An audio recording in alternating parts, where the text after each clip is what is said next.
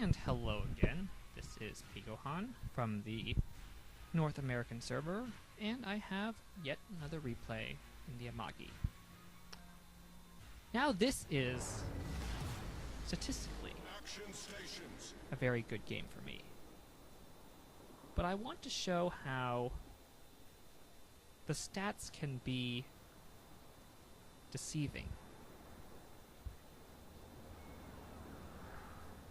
Kind of like with the Colorado replay, how helpful you are to the team may not necessarily be well recorded in the stats. So here it's tier 9 matchmaking, but as usual, there's only one tier 9 on each team, so I feel pretty comfortable pushing up in the Amagi. It's not a brawler, but I really like to get close in battleships, and if there's only tier 8 battleships on another team, like I'm gonna go for it. I want to get behind this small island at the edge of the cap here, and then point my bow north in order to cover the friendly destroyers as they cap B. This island is not that big, like the islands on Hotspot, but it should suffice.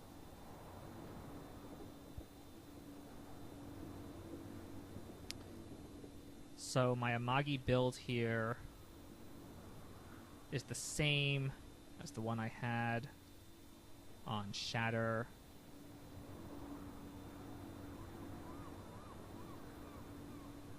Pretty standard stuff. All 4 of the destroyers in our team are going for B. And it looks like they're uncontested. So it looks like there might not be anyone here. And with that thought, I start turning north. Enemy force detected. So of course, that enemy cruiser shows up just as I'm blocked by the island.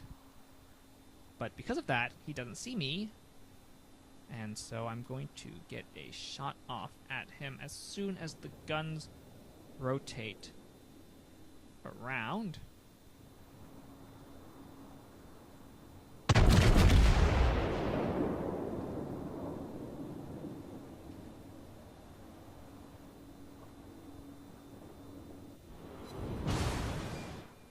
And we follow the shots in, we get 6,000. Not bad. And so we've capped B, and what I want to do here is similar to what I was doing in the Colorado game. I want to put myself in a position where I can hold the cap, I can shoot the enemy, and limit the number of enemies who can shoot at me. These guys are really a good target, but as usual, I don't want to waste my gun cooldown. So we shoot at the Amagi, follow the shots in. Get 1 penetration, but no damage on that penetration. Oh, those ribbons, I don't understand them. The Fubuki shows up. I'm aiming at the Fubuki, and I want to take a shot at him, but he drops off, so the broadside guys now will have to do.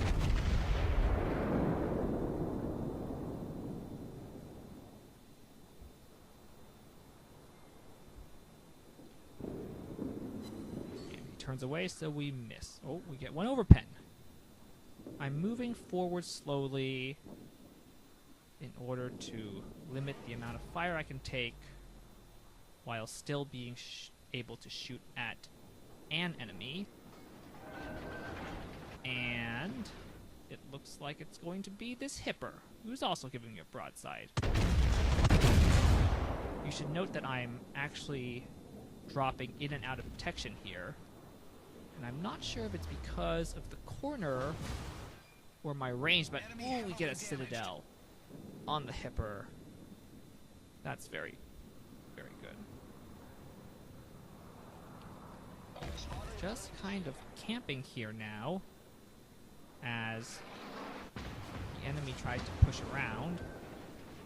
As soon as this hipper starts to fire at me, I make it look like I'm going to start moving, but I drop off and he turns the attack away, so I stop again. The hipper may have been a better target there, but the Gneiss now is broadside. And we do 8,000 to his bow. That's pretty good against the Gneiss now. He's pretty tanky.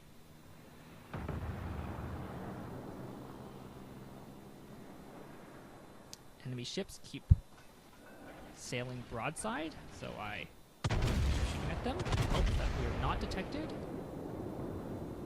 or just dropping in and out of detection.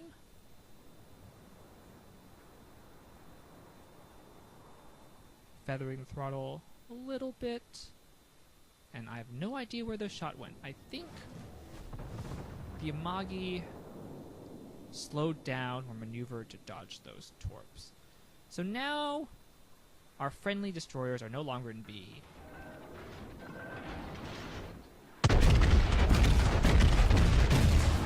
And there's not much point to trying to hold it without any backup. But we get some good shots on the Amagi. And I think we should start moving. Torpedoes to port. Torpedoes direct front. This is the real sign that we should get moving. These torpedoes surprised me. Looking at the mini-map, did not think that the enemy destroyer could have gotten into position to launch those torps and then have those torps travel all this way without him or the torpedoes being seen by my friendlies. But clearly I guessed wrong. So B is taken.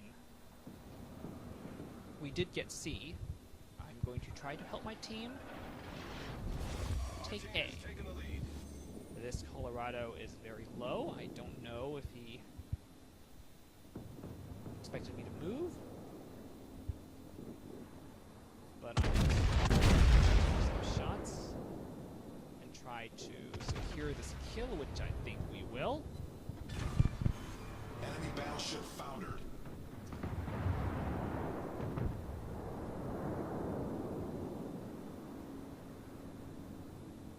So here our team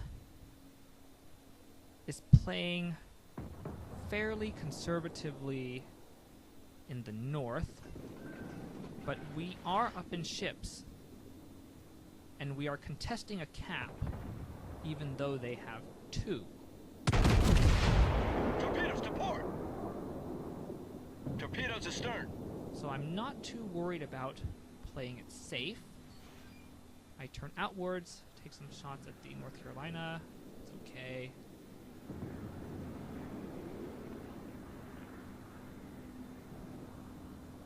Just going to try to support here at medium range.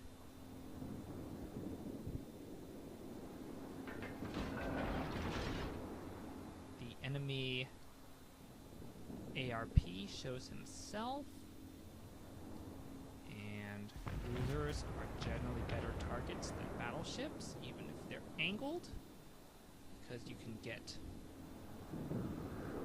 penetration of citadels in various directions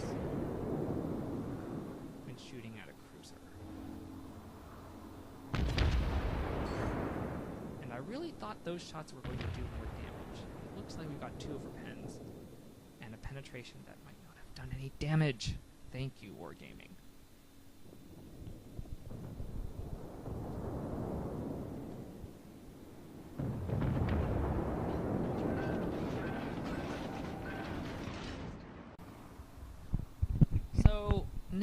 done 63,000 damage with 1 kill.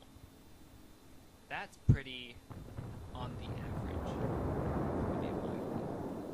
And looking at the score, we might only have 1 cap, but we are 400 points ahead and 4 ships ahead. And with that Ashigara going down, I'm kind of thinking, oh, we've got this game in the bag, and I should go and try to farm some damage. That's not necessarily best practice, but I'm going to start pushing in aggressively and try to take out some of these other guys before the game ends. There's a Fubuki behind this rock, and I think my friendly cruisers are going to go towards the north.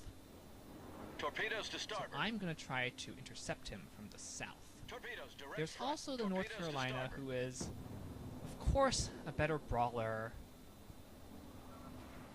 But hey, if it's a 1v1, I think I can take him.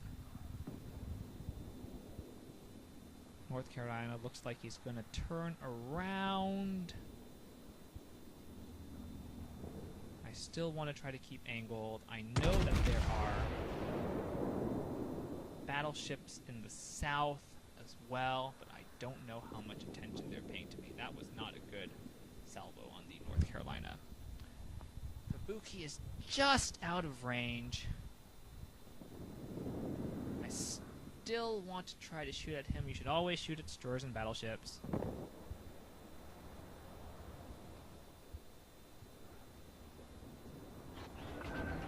But the North Carolina gives us a better broadside.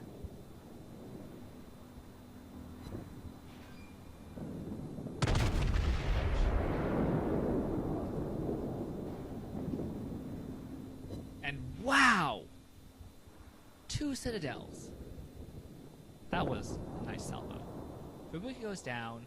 We've lost a couple ships too, but I'm still pretty confident about the game, given that it's just cruisers and battleships. So I'm still continuing to rush this North Carolina, who is giving a broadside.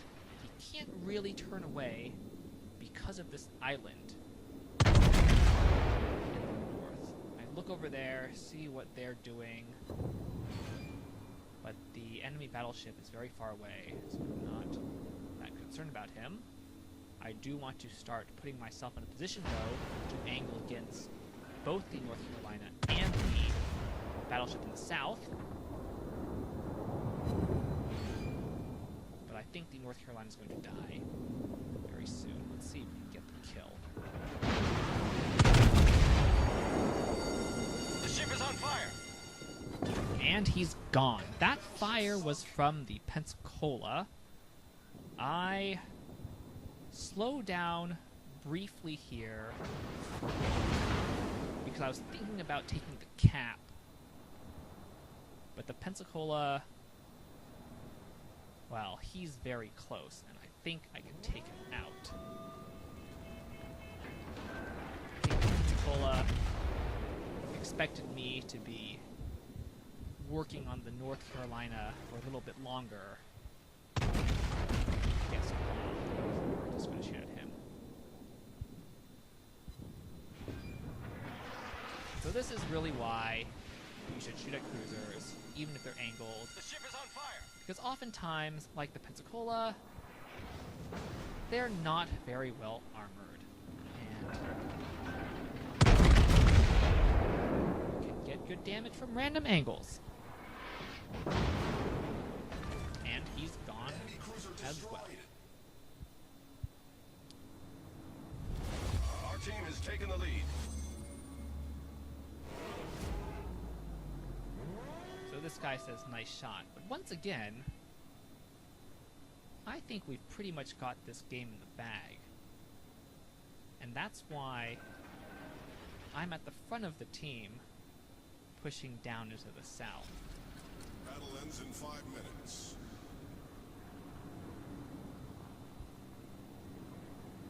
There's only the enemy Gneiss now, and I think a Hipper left.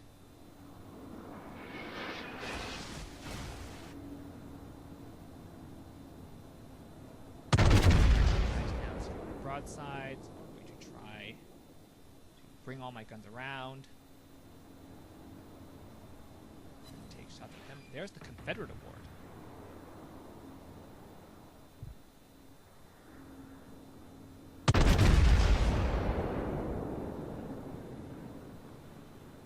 Was able to bring the back guns around, but he turned away, so that salvo was not that useful.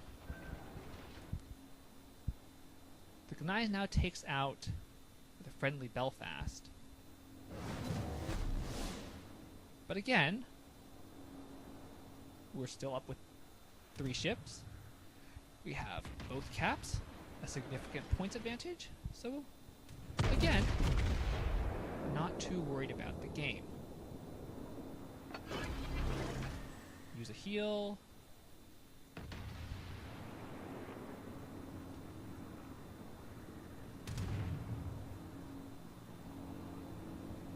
Gneiss now is broadside yet again. Don't know. I think he's probably trying to come back and do a YOLO run with his torps or something.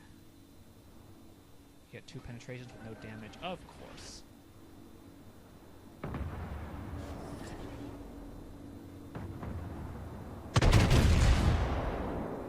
I waited a little bit there to see if he would present a better angle, but I didn't think he would, so I just took a shot. Don't waste your gun cooldowns.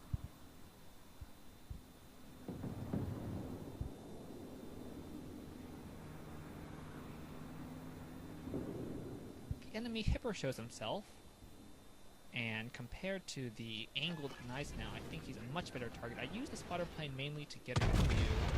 You can use the trick of tapping M as well, but it's not really reliable for me, and I'm not that big a fan of it.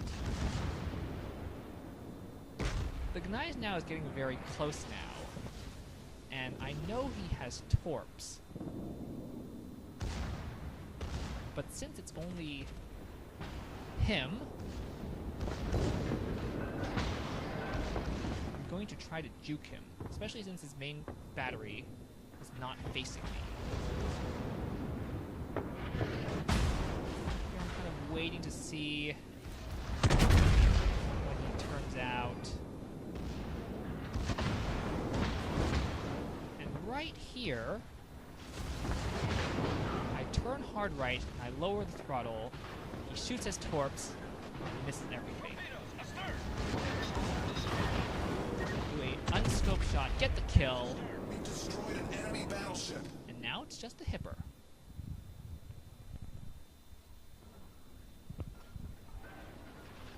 With a minute and 30 left, I'm thinking, oh, there might be a Kraken here. And so once again, I'm going full YOLO against this guy.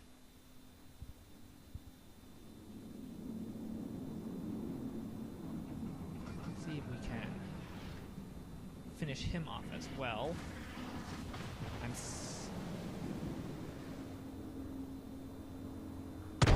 not quite the frontline ship anymore.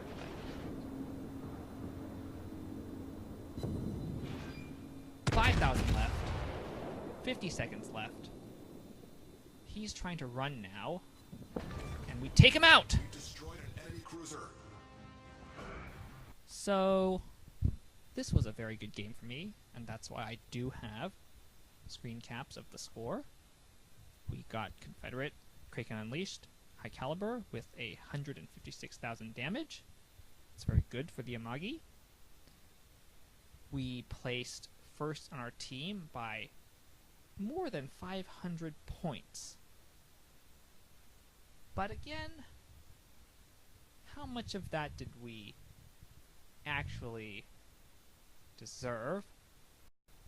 Like I said, at about the halfway point, I thought we had already won it. So in that context, I really just kill stole all these points after we had won the game. However, you could also interpret that I secured the win by killing all those people. But again, is that worth the points? So, in the end, I leave it to your interpretation. And once again, have a nice day.